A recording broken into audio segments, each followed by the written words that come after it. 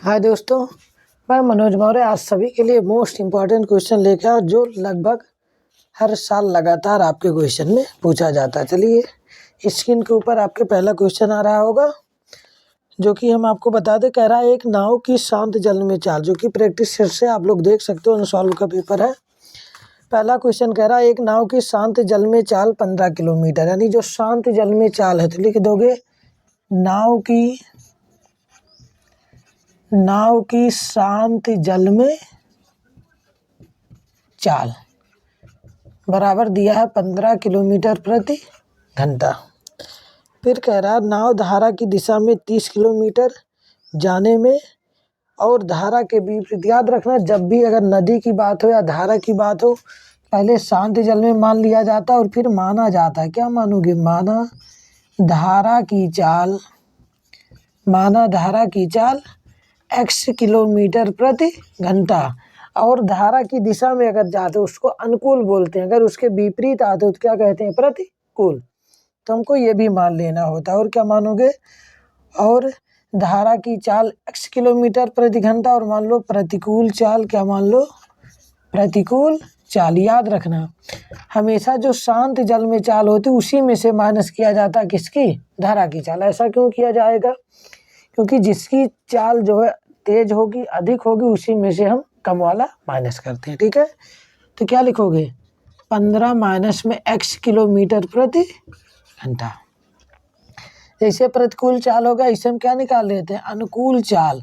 अनुकूल माने क्या होता है? अब आप धारा की दिशा में जा रहे हो, जब धारा की दिशा में आप तैरते हो, धारा की दिशा उसमें ऐड हो जाएगी कि नहीं? अगर नदी में कूदो और आप ना तैरो तब भी आपको धारा बहा के ले जाएगी ना। अगर उसमें आप तैरते हो तो क्या होगा? आपकी स्पीड बढ़ जाएगी। ठीक है, इसलिए शांत जल में चाल 15 ये है, प्लस में x क्या है? धारा की चाल है, दोनों ऐड हो जाएगा तो यानी 15 प्लस x किलोमीटर प्रति घंटा हो जाएगा। ठीक है, फिर हम देखते हैं प्रश्नानुसार।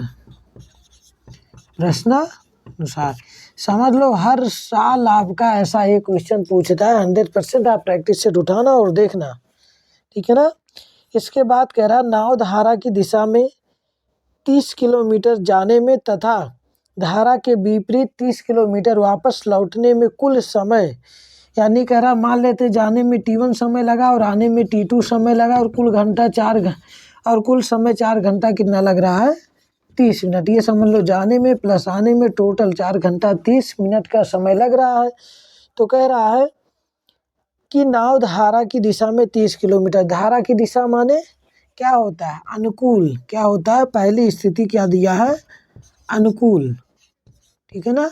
अनुकूल में आपका दिया है, दूरी दिया है 30 किलोमीटर। दूरी कितना दिया है? 30 किलोमीटर। और अनुकूल चाल आपको पता है, तो बताओ समय बराबर आपका क्या होता है? दूरी, और दूरी बटे क्या होता है? चाल होता है। ठीक, पहला समय है अनुकूल, इसलिए इसको हम t1 मान लेते हैं। और दूरी कितना है आपका? 30, और समय चाल कितना है आपका? अनुकूल है। अनुकूल क्या है आपका? 15 प्लस x। समी का नंबर इसको 1 मान लेते हैं। ठीक, ऐसे से हम दूसरी स्थिति क्या हो जाएगी आपकी? प्रतिकूल।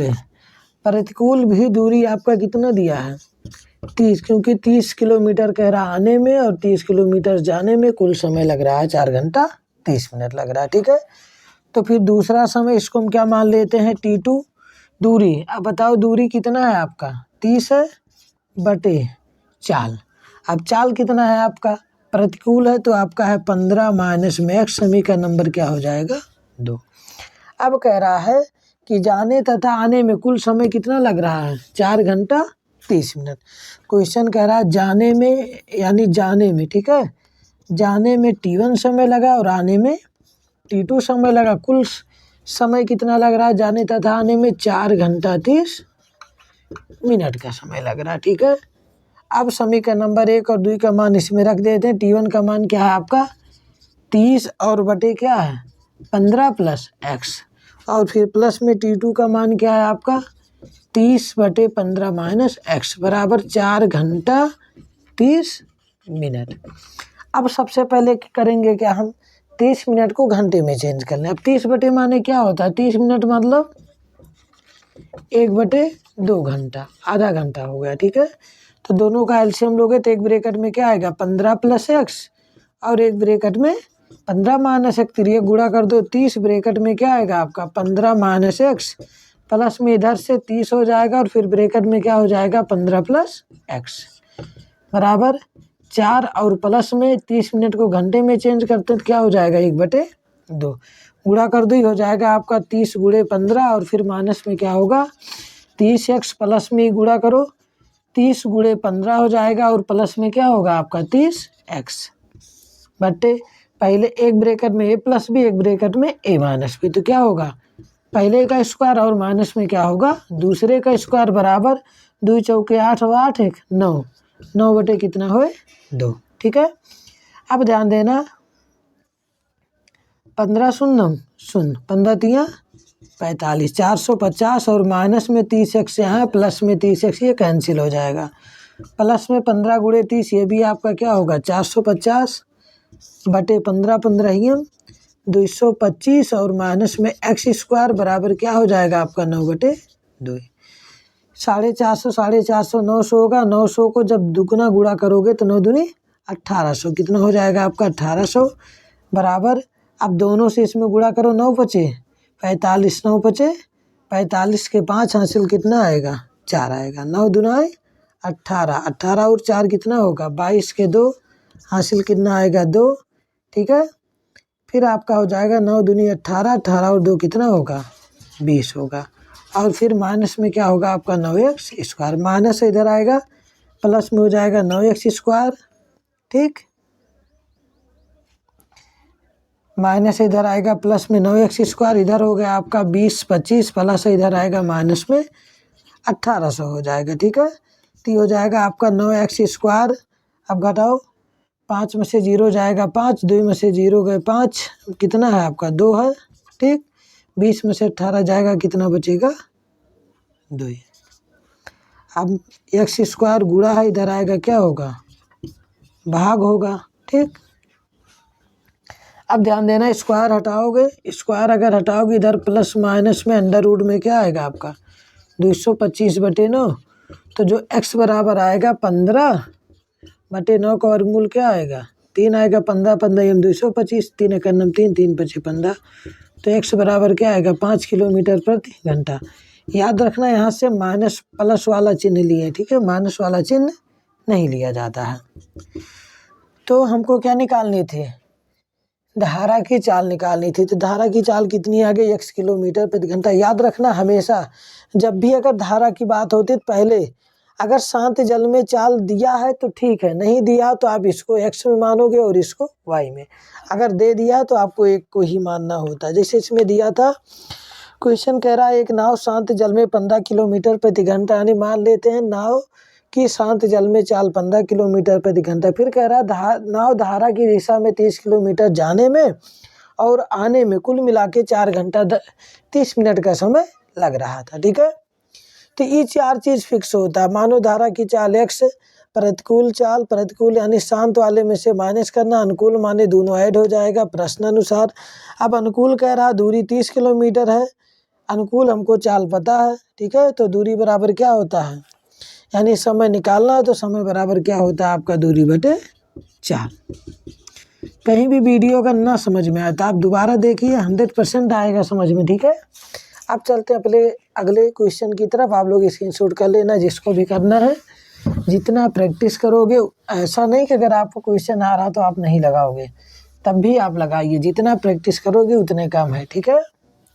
क्योंकि आपको पता है लगातार ऑफलाइन बैच में हम आप लोगों का टेस्ट लेते हैं और रिजल्ट कितना बढ़िया आ रहा है आप लोगों को पता है, ठीक है ना।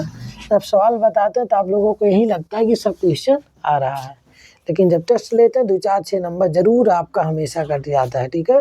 हम सोचते हैं आप 100 में 100 नंबर लेके आइए, तो उसके लिए आपको एक्स्ट्रा मेहनत करनी पड़ेगी ना, तो ठीक है। चलिए आ जाते हैं क्वेश्चन नंबर 2। पहला क्वेश्चन हो चुका और अब आते हैं दूसरे क्वेश्चन की तरफ, जो कि ऊंचाई दूरी का क्वेश्चन है। कह रहा 7 मीटर ऊंचे भवन के शिखर से, कह रहा 7 मीटर ऊंचा एक भवन है, ठीक, ये 7 मीटर ऊंचा क्या है भवन है, भवन के शिखर से, यानी भवन का शिखर यही होगा आपका, भवन के शिखर से 1 केबल भवन के शिखर से एक टावर के शिखर का उन्नयन कोण 45 अंश है। कह रहा 7 मीटर ऊंचा एक भवन है, ठीक है ना, और एक क्या है आपका टावर है। इस भवन से टावर के कह रहा शिखर का उन्नयन कोण क्या है 45 अंश। उन्नयन कोण हमेशा नीचे से ऊपर बनता है आपका, ठीक है। फिर कह रहा उसके पाद से टावर के शिखर का उन्नयन कोण 60 अंश। अब कह रहा जबकि उसके पाद बिंदु से, यानी यही तो है, इसका पाद बिंदु कौन सा होगा, यही होगा। फिर कह रहा जबकि उसके पाद से टावर के शिखर का उन्नयन कोण 60 अंश। इसके पाद बिंदु से टावर के शिखर का उन्नयन कोण कितना है 60 अंश है, ठीक, 60 अंश है। तो टावर की ऊंचाई ज्ञात करनी, हमको क्या निकालनी है, टावर की ऊंचाई। मान लेते हैं टावर की ऊंचाई क्या है h है, और आधार को क्या मान लेते हैं x है। अब ध्यान देना, अगर यहाँ से यहाँ तक 7 है तो यहाँ से यहाँ तक भी कितना होगा 7 मीटर होगा। तो यहाँ से यहाँ तक कितना हो जाएगा, पूरा h है, h में से 7 निकाल दो तो हमारा यही बचेगा, अर्थात h में से कितना निकालोगे 7। इसको a मान लो, b c d और e मान लो, ठीक है। अब ध्यान देना, तो लिखोगे क्या सबसे पहले त्रिभुज a b c में, एक बार क्या लिखोगे a d e में। हमको टावर की ऊंचाई निकालनी है तो इसको हमेशा मान लिया करो, माना टावर की ऊंचाई, माना टावर की ऊंचाई कितना है h मीटर है, ठीक। तो लिखोगे समकोण त्रिभुज, क्या लिखोगे a b c में, लिखोगे समकोण त्रिभुज a c b में। a c b में बताओ थीटा कितना है 45 अंश है, तो क्या लिखोगे tan 45 अंश बराबर tan थीटा बराबर क्या होता है लंब बटे आधार। थीटा के सामने वाली भुजा लंब और नीचे वाला क्या होता है आधार। अगर e x है तो आपका ये भी क्या होगा x होगा, ठीक है। तो लंब कितना है आपका AB के बीच की दूरी h माइनस 7 है, और आधार आपका कितना है x है, कितना है x है, ठीक। tan 45 अंश का मान 1 बराबर h माइनस 7 बटे क्या होगा x इधर आएगा, तो x बराबर आपका हो जाएगा h माइनस 7। यहीं पे क्या मान लेते हैं समीकरण नंबर 1 मान लेते हैं, ठीक है। अब आते हैं हम दूसरे त्रिभुज की तरफ, कौन सा ए ई डी। क्या लिखोगे समकोण त्रिभुज ए ई डी में, ए ई डी में बताओ थीटा कितना है 60 अंश है, तो क्या लिखोगे tan 60 अंश बराबर लंब आपका कितना है, पूरा बड़ा वाला त्रिभुज है, पूरा लंब यहाँ से यहाँ तक कितना है आपका h है, पूरा क्या है h, और आधार क्या है आपका x। tan 60 अंश का मान √3 बराबर h बटे x, x भाग है इधर आएगा गुणा होगा, तो x √3 बराबर h होगा। अब यहाँ से x का मान निकाल लेते हैं, x बराबर h गुणा इधर आएगा भाग रूट में क्या होगा 3, समीकरण नंबर 2। क्योंकि हमको मान किसका निकालना, ये ध्यान देना, मान हमको निकालना है h का, इसलिए x का मान रख लिया, समीकरण नंबर 2 का मान 1 में रखने पर, ठीक। तो क्या लिखोगे समीकरण 2 का मान, समीकरण 1 में रखने पर, तो x का मान कितना है आपका h बटे √3 बराबर आपका क्या है h माइनस 7, ठीक। अब याद रखना ये भाग इधर आएगा गुणा होगा, तो h बराबर √3h और माइनस में क्या होगा 7√3, प्लस में इधर आएगा माइनस में, तो h चाहे तो माइनस में 7√3 है इधर आएगा, प्लस में 7√3 होगा, बराबर आपका क्या अंडर रूट में 3h प्लस h इधर आएगा माइनस h होगा। अब आपका क्या हो जाएगा, इन दोनों में h कॉमन ले लो, 7√3 बराबर h कॉमन लेंगे तो क्या बचेगा अंडर रूट 3 माइनस 1 गुणा इधर आएगा तो भाग हो जाएगा। तो h बराबर आपका इधर क्या है 7√3 और बटे गुणा इधर आएगा, इसी भाग में होगा अंडर रूट 3 माइनस 1। h का ही मान निकालना था, आ गया, बस इसका क्या कर दो परमीकरण, अंडर रूट 3 प्लस 1 बटे अंडर रूट 3 प्लस 1, गुणा करोगे तो 7√3 और ब्रैकेट में अंडर रूट 3 प्लस में 1 होगा बटे पहले का स्क्वायर और माइनस में क्या होगा दूसरे का स्क्वायर। तो जब गुणा करोगे अंडर रूट 3 से 3 में गुणा करोगे कितना होगा 3 होगा, और 7 21 और प्लस में आपका क्या हो जाएगा 7√3 बटे स्क्वायर से वर्गमूल कैंसिल, 3 में से 1 गए 2, ठीक है। एक बार इसका आंसर चेक कर लेते हैं, क्या यही आया हुआ है? ये है आपका 7वां खंड 6 का 7वां का 7/2 आया है, √3 प्लस में 3 आया है। 7/2 यानी दोनों में से हम ऊपर से क्या करते हैं, 7 कॉमन ले लेते हैं, तो यहाँ पे 7 3 21 3 और प्लस में क्या बचा, √3 और नीचे क्या आपका 2, इसके नीचे हम 2 लिख सकते हैं, ठीक है, मीटर। यही आपका क्या आया हुआ है, आंसर आया हुआ है। कहीं भी आप दिक्कत हो तो वीडियो को पुनः देखो, ठीक है, बहुत बेहतरीन तरीके से आपको समझ में आएगा, हम पूरी गारंटी लेते हैं। और बस यही क्या है कि जहाँ 7 है वहाँ 8 रहे, 8 है तो 10 रहेगा, इससे ज़्यादा कुछ नहीं चेंज होने वाला है यूपी बोर्ड के एग्ज़ाम में। आप इसको बढ़िया से देखिए और समझिए, यही क्वेश्चन आपको हर साल मिलने वाला है, ठीक है ना, हमेशा यही आता है। बस थोड़ा सा क्या होता है, 2-4 बस, जहाँ 4 है वहाँ 5 आ जाएगा, इससे ज़्यादा कुछ नहीं होने वाला है, ठीक है। आशा करते हैं आप लोगों को बहुत बढ़िया समझ में आ रहा होगा। अगर आ रहा होगा तो आप लोग शेयर करना मत भूलिएगा अपने दोस्तों के साथ।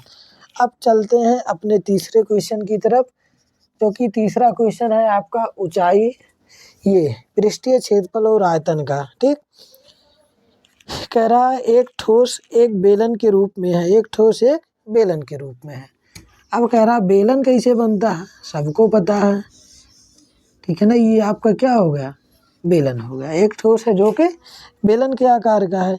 फिर कह रहा जिसके दोनों सिरे पर अर्धगोले लगे हुए हैं, जिसके दोनों सिरों पर क्या लगा हुआ है, एक इधर अर्धगोला लगा हुआ है और एक इधर अर्धगोला लगा हुआ है, ठीक है। फिर कह रहा ठोस की ऊंचाई 19 सेंटीमीटर, यानी इस ठोस की कुल ऊंचाई कितना है, 19 सेंटीमीटर है टोटल ऊंचाई, ठीक है। फिगर ही इंपॉर्टेंट है, फिगर ज़्यादा ही ध्यान से समझना आपको। और बेलन का व्यास 7 सेंटीमीटर है। अब जो बेलन है इसका व्यास कितना है, यहाँ से यहाँ तक, डी बराबर दिया है आपका 7 सेंटीमीटर दिया। और फिर इसके बाद कह रहा है ठोस का आयतन और संपूर्ण पृष्ठीय क्षेत्रफल ज्ञात करना। इस ठोस का आयतन निकालना और संपूर्ण पृष्ठीय क्षेत्रफल हमको ज्ञात करना है, आयतन, ठीक, और संपूर्ण पृष्ठीय क्षेत्रफल। एक चीज याद रखना, ठीक है, आयतन मतलब होता है कि पूरा भार सम्मिलित होता है इसमें, और पृष्ठीय क्षेत्रफल मतलब होता है सिर्फ चारों तरफ से बंद, बीच में कुछ भरा हो उससे हमको मतलब नहीं होता। ये कैसे कैसे बंद है, जैसे एक कमरे को हम चारों दीवारों और एक दरवाजे से बंद कर दे, ऊपर से छत लगा दो, नीचे से फर्श, ठीक है, उसको कहते हैं कि संपूर्ण पृष्ठता चारों तरफ से क्या होना चाहिए, बंद। तो यहाँ पे ध्यान देना, अगर डी का मान 7 है तो आर का मान कितना होगा, व्यास का आधा क्या होता है, त्रिज्या होता है। और इसको और हम क्या लिख सकते हैं, 3.7 सेंटीमीटर। तो यहाँ से यहाँ तक की दूरी अगर ये 3 दशमलव तो कितना होगा, 5, 3.5 है, तो यहाँ से यहाँ तक भी कितना होगा, 3.5 सेंटीमीटर, क्योंकि ये भी तो अगर अर्धगोला है तो ये भी त्रिज्या होगा। और ऐसे यहाँ से यहाँ तक भी क्या होगा, 3.5, 3.5, 3.5 कितना हो जाएगा, 7 हो जाएगा। अब 19 में से जो 7 घटाओगे, इतनी दूरी निकाल दोगे तो 19 में से 7 जाएगा, कितना बचेगा, 12 सेंटीमीटर, जो कि क्या आ गई, बेलन की ऊंचाई। यानी अब बेलन की ऊंचाई कैसे आ, समझ में आ गया ना। तो बेलन की ऊंचाई h बराबर कितना आ गया आपका, 12 सेंटीमीटर, ठीक है। तो पहले हम निकाल लेते हैं आयतन, क्या निकालते हैं, ठोस का आयतन। अब ठोस का आयतन अगर निकालना है तो इसमें 3 चीज सम्मिलित है, ठीक है। तो सबका आयतन लिखो, बीच में क्या बेलन है तो क्या लिखोगे, बेलन का आयतन, बेलन का आयतन, फिर प्लस में 2 गुणे, जैसे ऊपर है वैसे तो सेम है, तो क्या लिखोगे, 2 गुणे अर्धगोले का आयतन। तो 2 गुणे क्या हो जाएगा आपका, अर्धगोले का आयतन, ठीक। अब याद रखना बेलन का आयतन का फॉर्मूला क्या होता है, πr² h प्लस में 2 अर्धगोले का आयतन। अब गोले का आयतन 4/3 होता तो इसका आधा कर दो तो कितना हो जाएगा, 2/3, यानी 2/3 हो जाएगा, और क्या होगा, πr³ हो जाएगा, ठीक है। अब याद रखना, अब दोनों में से कॉमन क्या होगा, पाई आर स्क्वायर कॉमन हो जाएगा, तो पाई आर स्क्वायर कॉमन लेते हैं यहाँ से, तो क्या बचा आपका एच प्लस में 2 4/3। पाई और आर स्क्वायर बाहर आएगा तो एक आर यहाँ से आपका बच गया है। पाई का मान रख दो 22/7, त्रिज्या कितना है 7/2, तो 7/2 स्क्वायर लगा तो 2 बार लिखो 60/2। एच का मान कितना है आपका 12 और प्लस में 4/3 और गुणे आर का मान कितना है 7/2 है। ठीक, अब 2 से कैंसिल कर दो, 2 दूना 4।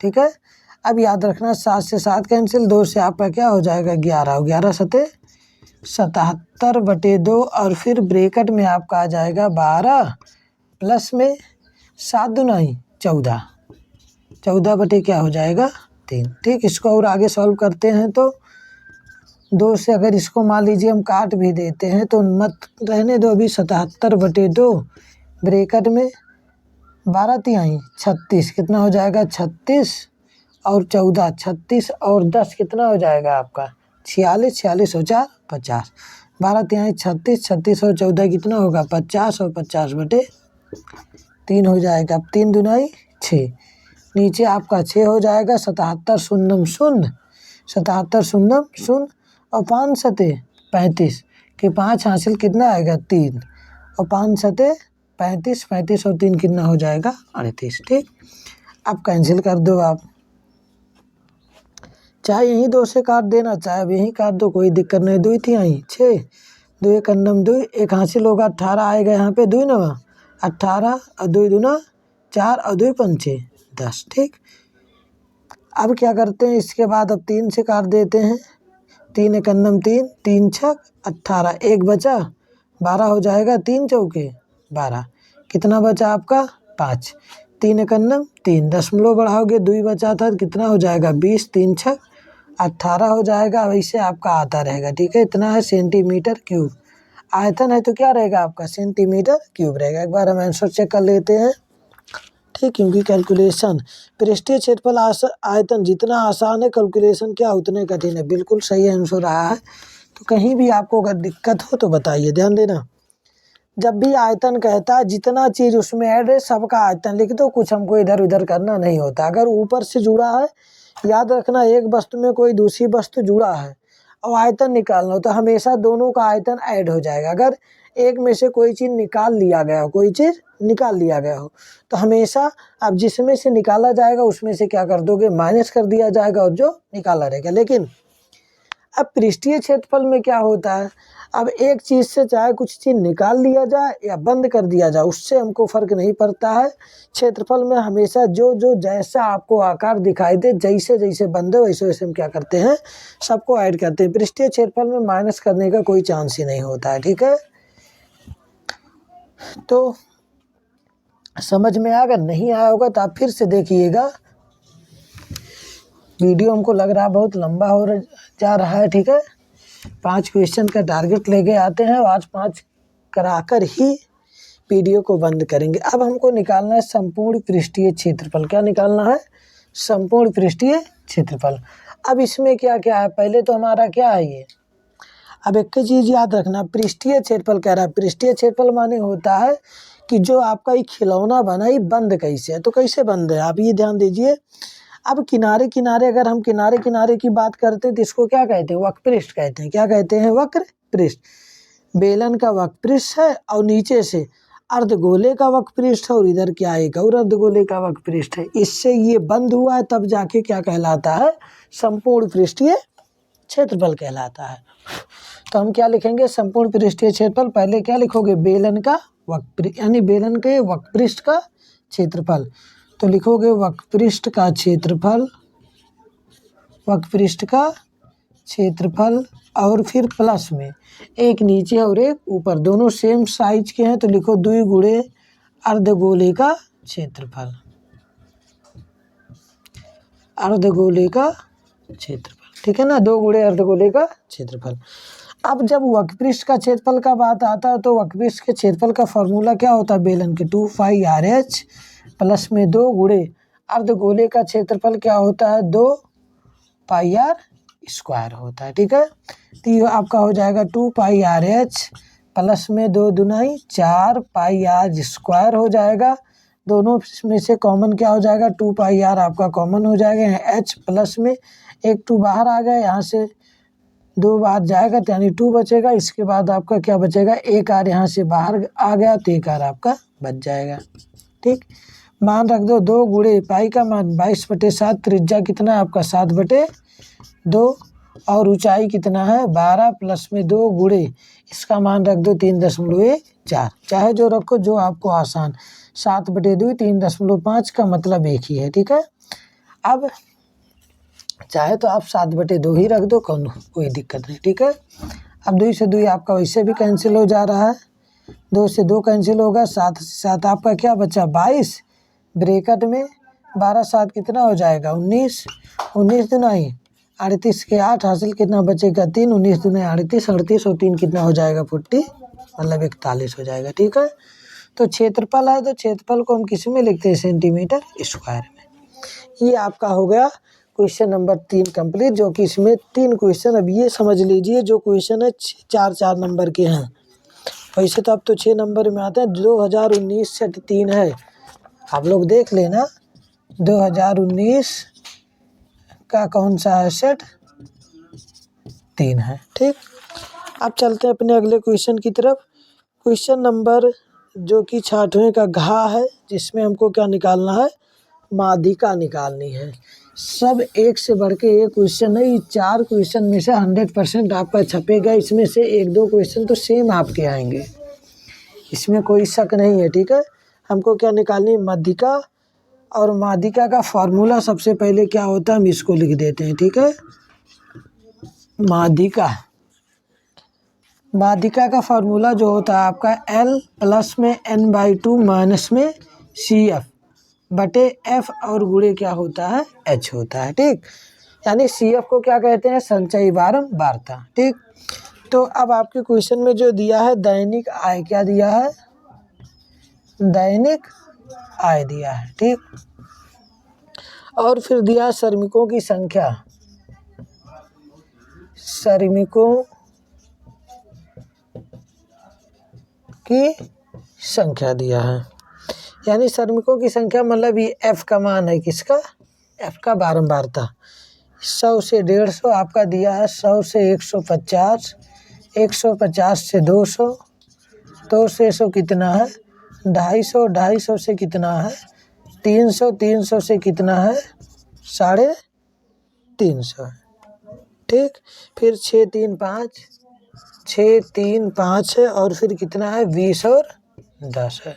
ठीक, ये आपका दिया है, तो F के बाद आपका किसका नंबर आता है, CF का नंबर आता है। ठीक, अब CF की बात करते हैं तो कैसे निकालते हैं, जिसको नहीं आता ध्यान से देखिए, पहले 6 है तो 6 लिख दो, 6 और 3 9, 9 और 5 14, 14 और 20 34, 34 और 10 कितना हो जाएगा 34, 10 आपका क्या होगा 44। जो सबसे नीचे होता है यही किसका मान होता है, N का मान, कितना आ गया आपका 44। याद रखना, अब इसमें जो सबसे बड़ा होगा उसी को हम क्या मानते हैं, F मानते हैं, अर्थात F का मान आपका कितना आ गया 20 आ गया, और N का मान कितना आ गया 44, अथवा हम कह सकते हैं। ठीक, और ध्यान देना 20 के एकदम जस्ट F के सामने आओगे, जो पहले होता है यही L का मान होता है। L का मान कितना हो गया 250 हो गया, 250। इसके बाद अब क्या आपका बचा है CF, F के ऊपर आया करो, F के एक कदम ऊपर आना, इसी के सामने वाला, यानी CF का मान क्या हो जाएगा आपका 14। ठीक है, और H माने वर्ग अंतराल का अंतर, कितने का अंतर है 50 का, 100 के बाद सीधा क्या आ गया 150, यानी H का मान क्या है आपका 50 है। मान रख दो, L का मान है 250 प्लस में n/2, n का मान 44/2 माइनस में CF का मान 14 और बट्टे F का मान कितना है आपका 20 और गुणे H का मान कितना है 50 है। ठीक, अब 1 0 से 1 0 कैंसिल, 2 से जब कैंसिल करोगे कितना हो जाएगा 22, तो आपका ये जाएगा 250 प्लस में 22 और माइनस में 14 और बटे क्या है 2 और फिर गुणे कितना है 5 है। ठीक, 250 प्लस में 12 में से 4 जाएगा कितना हो जाएगा 12 में से 4 जाएगा 8, 1 में से 1 गए 0। ठीक, और गुणे कितना है 5 और बटे 2, तो 250 प्लस में 2 करना में 2 चौके 8। ठीक है, 4 पंचे 20, ऐड कर लो 250 में 20 कितना आ जाएगा आपका 270, यानी आंसर क्या आता है आपका 270। कहीं भी अगर डाउट हो तो आप वीडियो को पुनः देखिए। अब क्वेश्चन नंबर 4 आपका हो गया है। अब इस सेशन का सबसे बढ़िया क्वेश्चन हेरते हैं और सबसे लास्ट क्वेश्चन। ठीक है, अगर कहीं भी आपको दिक्कत हो तो आप दोबारा क्वेश्चन को देखिए, इससे ज़्यादा आसान क्वेश्चन आपको हर बार पेपर में आता है, जितनी प्रैक्टिस करोगे उतने बढ़िया है। ठीक, थोड़ा सा लॉन्ग वाला क्वेश्चन देख रहे हैं, कोई अच्छा सा क्वेश्चन मिल जाए जो आपके क्वेश्चन में हमेशा इम्पोर्टेंट की लिस्ट में हो कम से कम। चलिए आते हैं द्विघात समीकरण से। ठीक है, क्वेश्चन तो बढ़िया दिख रहा है।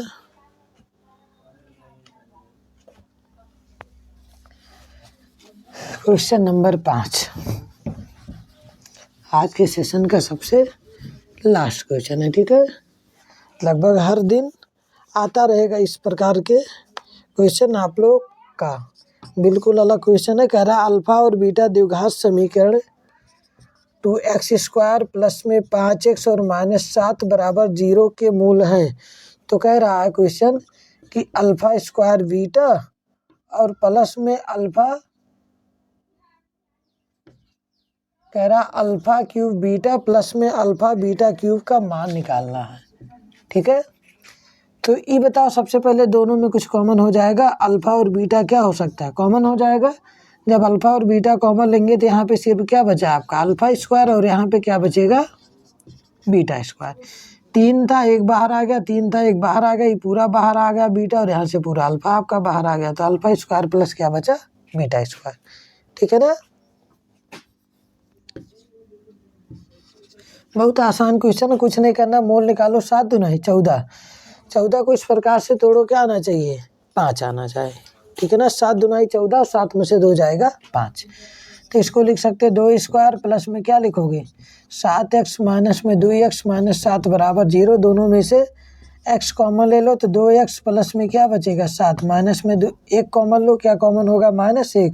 जब कुछ ना कॉमन हो 1 कॉमन ले लो, 2x माइनस माइनस का क्या होगा प्लस में 7 बराबर 0। एक ब्रैकेट में आएगा 2x प्लस 7 और एक ब्रैकेट में क्या आएगा x माइनस 1 बराबर 0।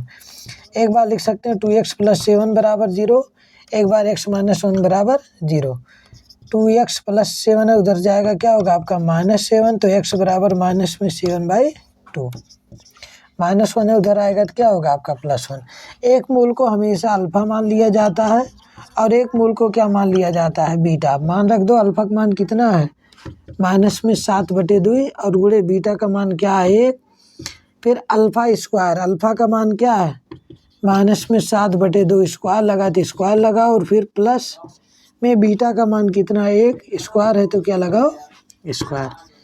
तो माइनस में 7/2 हो जाएगा 7×7 49/2 का स्क्वायर 4 और प्लस में क्या होगा 1। ठीक, तो -7/2 ब्रैकेट में 49 प्लस में 4 1 4 बटे क्या आएगा 4 आपका हो जाएगा माइनस में 7/2, 49 और 4 कितना होगा 53 और 53 बटे क्या आएगा 4 आएगा। ठीक, यानी माइनस में 7 21 के 1,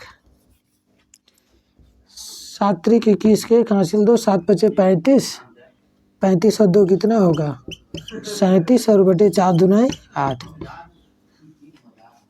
8 से काटो 8 करना 8 चौक 32, 4 बार जाएगा और कितना बचा आपका 8 चौक 32, 3 बच गया इधर आएगा 31, 8 त्रिक 24, कितना बचेगा 11 में से 4 जाएगा आपका 7 बचा, दशमलव बढ़ाओगे 70 हो जाएगा, 8 8 64, लगभग 43.8। एक बार आंसर चेक कर लेते हैं क्योंकि थोड़ा सा अलग क्वेश्चन है 5वीं का। 5वें का माइनस में 371/8। बिल्कुल सही क्वेश्चन है, आप लोग लगा सकते हो। थोड़ा सा अभी तक जो क्वेश्चन पढ़े हो थोड़ा सा अलग क्वेश्चन है। एक काम करना, अगर वीडियो पसंद आए तो प्लीज़ लाइक शेयर और सब्सक्राइब करने में कंजूसी 1% का मत कीजिएगा। हम आपके लिए ऐसा वीडियो लेके आते रहेंगे। Thank you guys.